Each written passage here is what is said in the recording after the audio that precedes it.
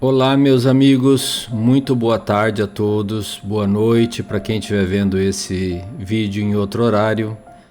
Nós estamos hoje chegando no último capítulo desse livro que está mostrado aqui, Lar Oficina, que a capa está aqui, com a última mensagem desse maravilhoso livro, né, por dizer assim, desses espíritos que vieram trazer através da mediunidade do nosso Chico Xavier e pela ajuda da Dona Yolanda César, mensagens para os seus pais, mães, familiares, com a mensagem mais importante que eles queriam ouvir é: nós estamos vivos, ele está vivo, né? A mensagem da sobrevivência da alma.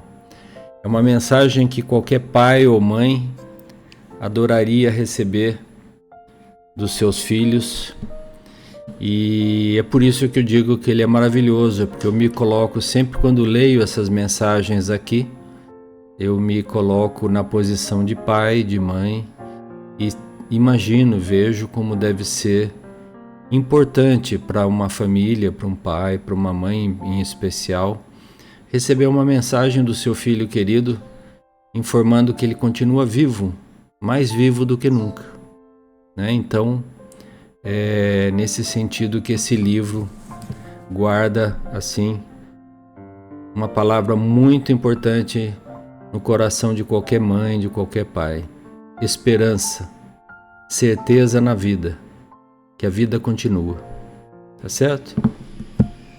Lembrando que nós temos esse canal aqui, que se chama Reflexões Espiritualistas, dedicado integralmente à divulgação dos temas da doutrina espírita, do Evangelho de Jesus e temas espiritualistas que eventualmente a gente possa trazer aqui.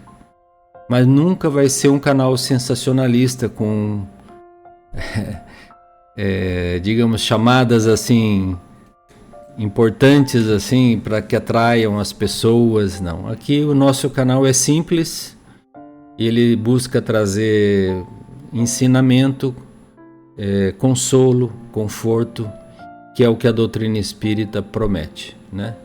Nada de revelações bombásticas, nenhuma notícia alucinante, nenhuma novidade estarrecedora. Aqui nós procuramos trazer paz de espírito, consolo e esperança. Esse é o nosso lema, o nosso objetivo, e a gente busca divulgar o trabalho que fazemos, mas sem uma expectativa numérica de ter milhões de visualizações, nem nada.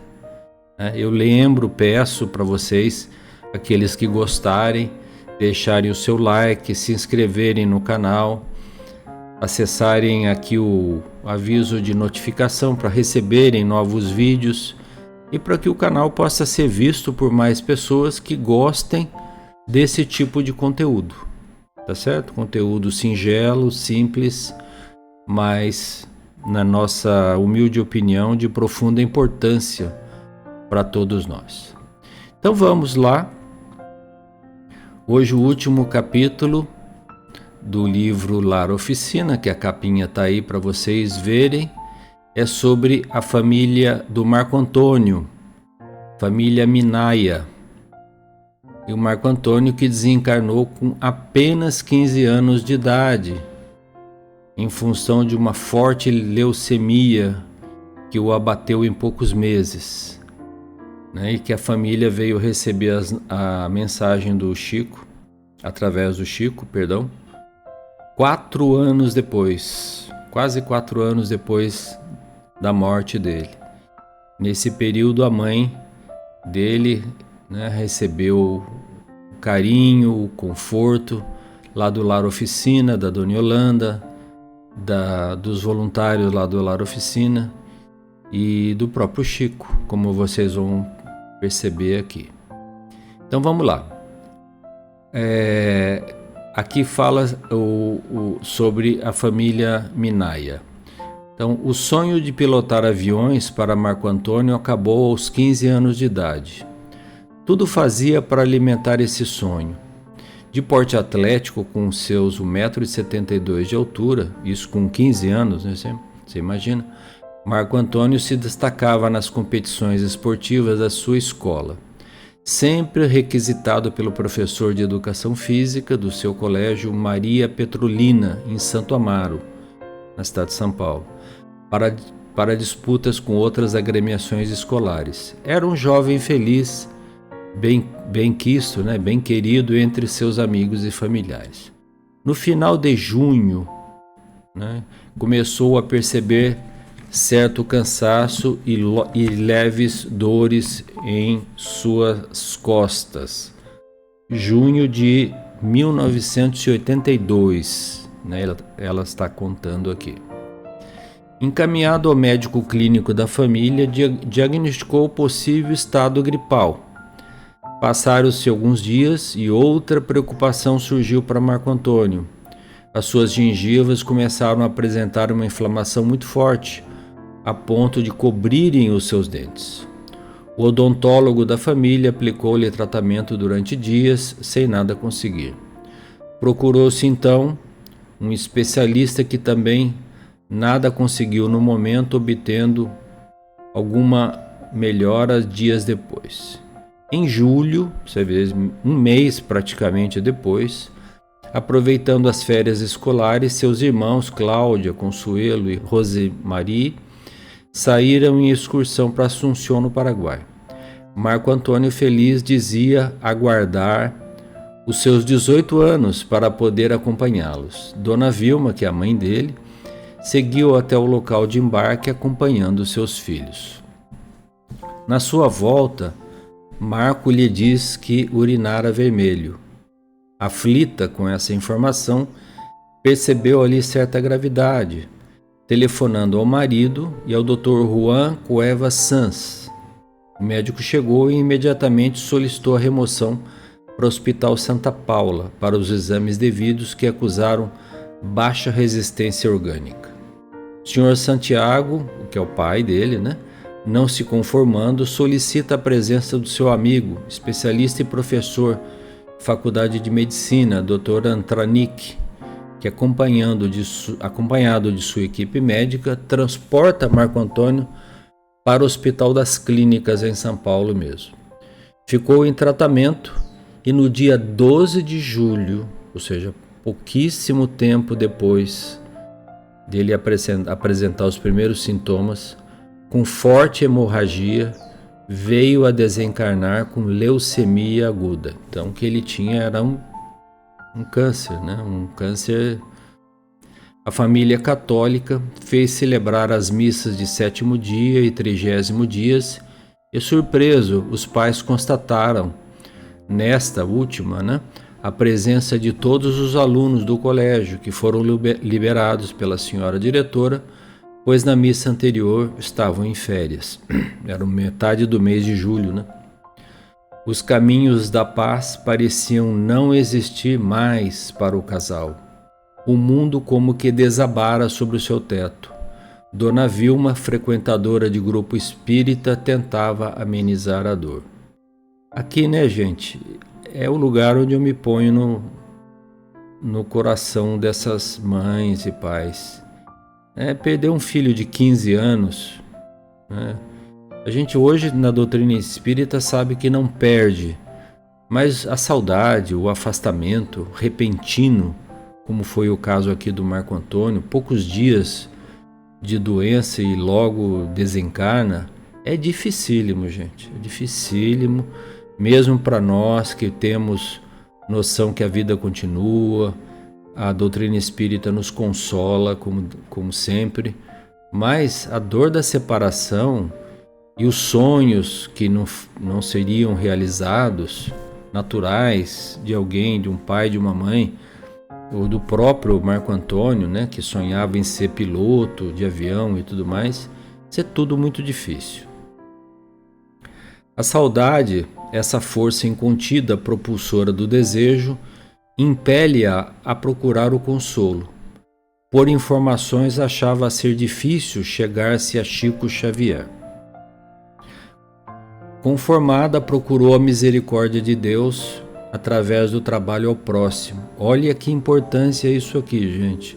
Essa frasezinha perdida no meio aqui procurou a misericórdia de Deus através do trabalho ao próximo. Foi a melhor coisa que essa mãe fez. Após um ano, começou a frequentar com alegria o lar oficina da Dona Yolanda César, mãe do Augusto César Neto, aguardando pacientemente o contato com seu filho. Não desanimou e durante 3 anos e meio várias vezes foi a Uberaba e voltava sem revolta. O prazer de ver Chico a satisfazia. As palavras de Marco Antônio chegaram como lenitivo para a saudade, no dia 23 de abril de 1986. Então, em julho, ele desencarnou e iam fazer 4 anos em julho. É a sua presença, é o reconforto que substitui as lágrimas da tristeza. Marco vive. Olha isso, gente. Marco vive. Atualmente, a felicidade de Dona Vilma é ver seus filhos e maridos juntos na fé cristã, na fé espírita cristã, consolidando cada vez mais a fé em Deus.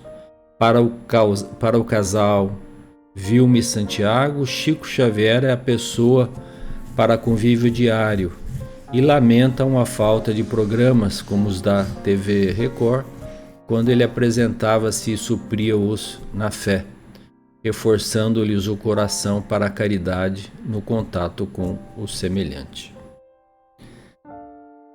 Então, essa aqui digamos, a cartinha dos pais, né? Nas palavras do editor do livro, sobre o ocorrido com o Marco Antônio. Aqui algumas informações para vocês saberem: Santiago e Dona Vilma, os pais dele, o local, o endereço, e os irmãos Cláudio, Consuela e Rosemiere.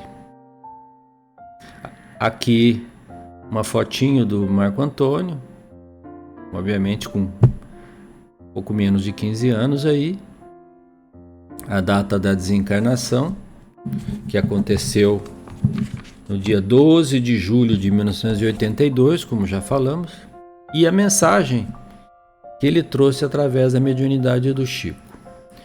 Então ele começa dizendo assim: querida mãezinha Vilma e querido papai Santiago, sei que desejam as minhas notícias e apresso-me em comunicar-lhes que vou seguindo tão bem quanto me seja possível.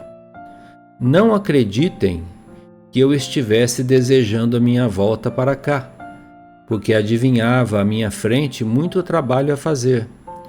No entanto, compreendo pelo severo tratamento a que me submetiam que a gravidade de minhas condições era manifesta. A princípio, a esperança que nos animava a todos. Entretanto, em seguida, as chances foram rareando. Sentia-me aflito, desencantado, e lia nos olhos dos médicos o meu próprio estado físico, que era confirmado nos olhares dos pais queridos, que o brilho triste não me enganava. Então vocês vejam que relato, né?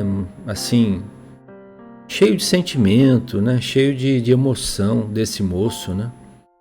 Aos seus pais, mesmo com dor no coração, que você percebe, tentando transmitir para os pais um pouco de paz, um pouco de esperança com a notícia de que ele estava vivo.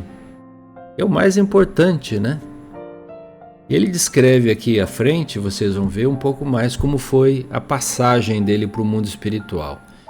Indagava quanto à moléstia de que me sentia assediado, mas somente encontrava respostas que eu não conseguia decifrar. Notando o meu quadro de tratamento com tantas injeções de permeio, comecei a desconfiar sobre a problemática de que me via possuído. Sangue doente, necessidade de glóbulos vermelhos, suprimentos diversos. Ah, querida mãezinha Vilma, eu segui o curso de suas orações silenciosas, percebendo nelas a petição de socorro de Deus em benefício do filho, que se via cada vez mais anemiado. E eu também rezava, a meu modo, solicitando amparo a fim de que minhas energias se reconstituíssem. Vocês vejam que aqui nesse momento ainda existia uma esperança no coração da família, do próprio Marco Antônio, né? De que ele poderia melhorar, de que ele poderia sair dessa situação. Mas ao mesmo tempo, ele próprio já percebia que a doença dele era muito grave e que algo muito difícil estava acontecendo com ele, né? Uma doença no sangue. Então ele continua: não é fácil ser obrigado a refletir na morte do corpo antes dos 20 anos, e eu recusava a ideia de me render à evidência. E eu acho que isso qualquer um de nós sentiria o mesmo, né, gente? Via meus irmãos fortes e robustos, o Cláudio, a Consuela, a Rosemiere, e invejava-lhes a sorte, conquanto me esforçasse para nada dizer que eles pudessem tisnar a alegria de viver e movimentar-se à vontade sem qualquer impedimento que lhes travasse os desejos. Do meu lado, enquanto queria pensar na vida e na felicidade de encontrar alguém que me partilhasse a juventude, chorando por dentro de mim a minha própria situação, já que não me reconhecia com forças suficientes para reerguer-me como quisesse. Mas, graças a Deus e às orações da mãezinha Vilma, a minha tristeza não chegou ao nível de revolta. Olha a maturidade espiritual desse jovem. Seria quase natural que um jovem nessas condições, partindo daqui da terra aos 15 anos de idade, tivesse alguma revolta no coração contra Deus. Começasse a maldizer porque ele estava morrendo, porque estava passando por tudo isso. No entanto, ele confiou a Deus, confiou em Deus, né, para dizer melhor, o destino dele, né, e as preces da sua mãe. Então, denota muita maturidade espiritual. Quanto mais intensificaram as instruções dos médicos amigos com picadas dolorosas, de injeções, daquelas injeções que eu necessitava, entendi que eu precisava de uma virada na intimidade de mim mesmo, a virada da aceitação difícil e indispensável. Olha a maturidade aqui, gente. A virada da aceitação difícil e indispensável. Ele já passou a aceitar a situação dele ainda em vida. Compreendi, por fim, que eu não nascera num corpo capaz de tecer armas contra a doença quase fulminativa que avançava. Então, mãezinha Vilma, entreguei-me a Deus. Olha isso. Então, mãezinha Vilma, entreguei-me a Deus, chorando embora, mas ocultando-lhe as minhas lágrimas que não tinha razão de ser. Quem de nós, gente, se entrega a Deus com essa disposição, com essa, eu diria, naturalidade, não espontânea, porque foi difícil, como ele mesmo está dizendo, chorando por dentro, mas se entregou a Deus, né? Eu acho que aqui tem uma lição maravilhosa para nós que nos muitas vezes revoltamos no dia a dia por pequenas coisas. Eu falo por mim mesmo, né? Nos revoltamos por pequenas coisas, por coisas que nos acontecem ou que não nos acontecem, que gostaríamos que acontecesse, e ficamos aí muitas vezes acabrunhados, tristes, desalentados, né? E quando a gente vê uma situação como essa aqui, né, tão grave, tão difícil, a gente entende ainda a nossa pequenez diante de espíritos assim valorosos como esse moço aqui. Pelo menos é o que eu sinto, tá bom, gente? Não me competia combater com os desígnios de Deus. Olha o que ele está dizendo. Eles não vão combater a vontade divina. Aliás, nenhum de nós é possível isso, né? Não me competia combater com os desígnios de Deus, que me impunham a libertação da vida física e, por isso, o meu desagrado era absolutamente impróprio e inoportuno. Então ele já está fazendo uma autoanálise aqui, dizendo que seria inoportuno, seria absolutamente impróprio ele duelar com Deus por estar se desligando da vida física. Até porque nesse momento ele já havia entendido que a vida principal nossa é a vida espiritual, não é a vida material que acaba quando o corpo acaba, né? É a vida espiritual, nós somos espíritos eternos. A gente já falou aqui isso muitas vezes, mas a gente tem um apego à matéria muito grande quando estamos aqui encarnados. Por isso que esse apego a gente tem que ir aos poucos relativizando e ajuntando tesouros nos céus, como falou Cristo. Tesouros que os ladrões não roubam, que as traças não roem, né?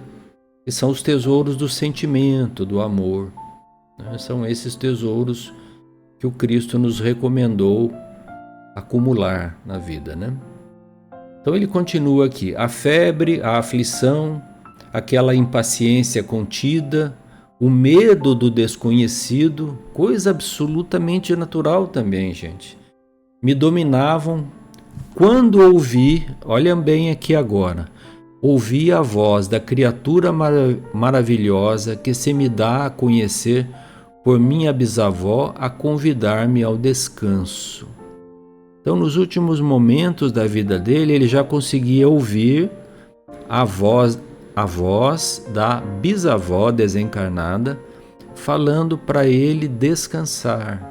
Então, ele já estava vivendo ali entre dois mundos, percebem? Notei que suas lágrimas de mãe me alcançavam sem que eu pudesse confortá-la, que os nossos me fitavam com expressões de angústia, e escutando a voz que me buscava a atenção, perguntava a mim próprio a que espécie de descanso poderia ser conduzido se eu unicamente desejava viver, estudar, trabalhar, namorar à maneira de um rapaz qualquer.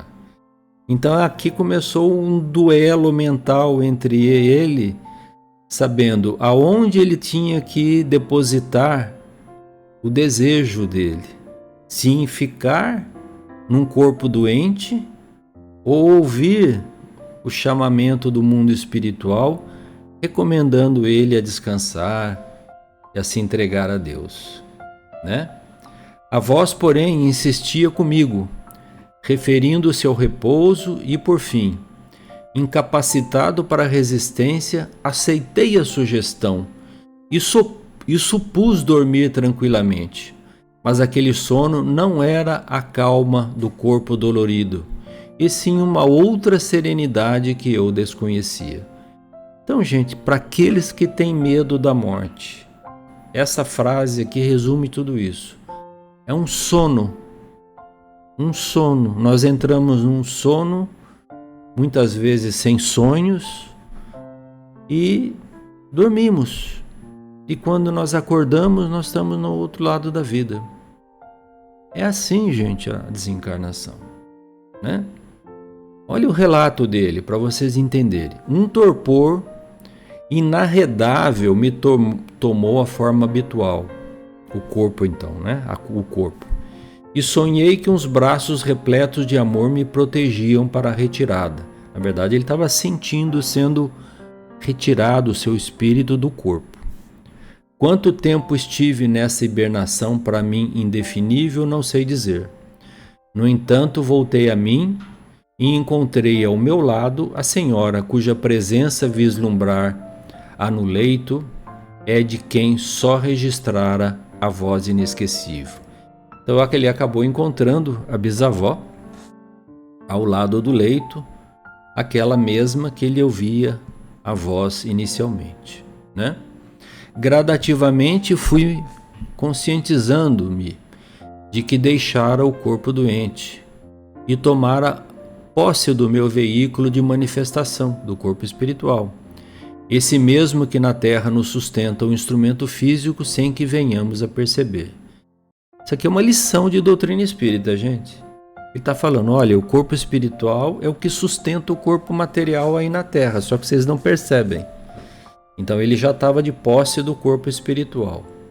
Chorei muito na excitação que me possuía e destacava a falta de nossa casa e da família querida que era a minha. Mas aos poucos, os benfeitores da vida maior me convenceram quanto à realidade.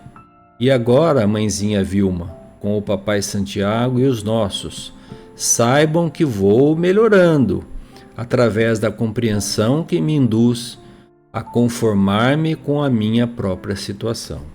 Então ele sentia falta da casa dele, da presença dos irmãos, da presença dos amigos, né, da escola, e tudo normal, gente, absolutamente normal. Mas ele pouco a pouco foi se convencendo de que ele agora era habitante de uma outra esfera, residia em uma outra casa, e que nessa nova habitação ele iria se melhorar para que pudesse também, pouco a pouco, ajudar a sua família que aqui ficara, né? Felizmente estou a renovar-me e agradeço-lhe os pensamentos de amor com que me fortificam. Olha isso, gente. Querida mãezinha Vilma, são estas as notícias que me propunha a trazer-lhes, e peço-lhes não me esquecerem com as vibrações de paz e reconforto de que ainda necessito para consolidar as melhorias conquistadas. Não se preocupem se lhes digo que sofri, que é verdade, ele não podia deixar de dizer, mas não me seria possível mentir, quando a verdade é que a travessia de uma vida para outra não é a mesma para todos. Isso é importante também dizer, né, gente? O que eu estou relatando aqui é um caso normal, mas varia muito ao infinito. Desde da pessoa que tem alguma base religiosa, que pensa no futuro, que acredita em Deus, até aquele que eventualmente não tem nenhuma base e passa por dificuldades maiores, né? Mas os espíritos sempre ajudam, independente de qualquer que seja a pessoa. Um abraço ao meu irmão e às irmãs Consuelo e Rosemary, e aos pais queridos. Recebam todo o amor com as minhas saudades do filho, que lhes pertence pelo coração, em nome de Deus. Marco Antônio Minaya. É muito emocionante, gente. É muito emocionante. Eu me sensibilizo, por mais que eu leia esses livros, eu me sensibilizo e fico a pensar, né, como foi importante essa passagem do Chico pela Terra, quanto conforto lenitivo, retirando a aflição de centenas, milhares de mães e de pessoas através dessas cartas consoladoras que o Chico foi capaz de trazer para muitos e muitos corações. Tá bom? Então aqui terminamos o nosso livro, né? Quero agradecer a todos aí, aqueles que estão me acompanhando nessa obra aqui, né? Pedir a todos que, se gostaram, deixem aí o seu like, compartilhem com seus amigos, para que o nosso canal Reflexões Espiritualistas possa ganhar mais relevância, possa ser ouvido e visto por aqueles que mais dele necessitam. Tá bom? Um beijo aí no coração de todos. Retornaremos em breve com uma nova obra, se Deus assim quiser. Beijo no coração de todos. Tchau.